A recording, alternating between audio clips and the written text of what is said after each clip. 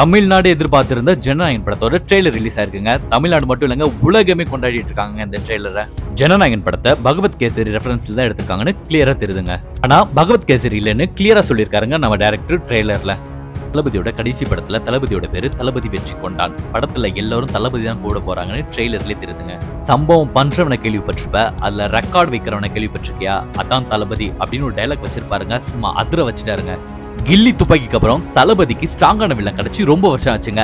அத Bobby Deol fulfil பண்ணுவாருன்னு ட்ரெய்லர்லயே தெரியுதுங்க. நம்ம நாட்டையும் நம்ம நாட்டு மக்களையும் தீய சக்தியில இருந்து காப்பாத்துறது தான் இந்த ஜனநாயகன் படத்தோட கதைன்னு கிளியர் கட்டா சொல்லியிருக்காங்க இந்த ட்ரெய்லர்ல. நம்ம டைரக்டர் எச் வினோத் ஆடியோ லான்ச்ல சொன்ன மாதிரி, ஐயா இது தளபதி படம், பகவத் கேசரி படம் இல்லன்னு கிளியராவும் புரிய வச்சிருக்காருங்க.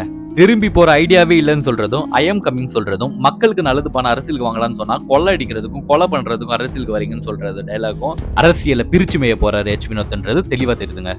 இந்த படத்தோட ட்ரெய்லர் பார்க்கும்போது இது தளபதியோட ஃபேர்வெல் படமா இருக்குன்றதுல எந்த ஒரு சந்தேகமும் இருக்காதுங்க. இது மாதிரியான அப்டேட் நியூஸ்களுக்கு ரைட் நோ சேனலை சப்ஸ்கிரைப் பண்ணிக்கோங்க.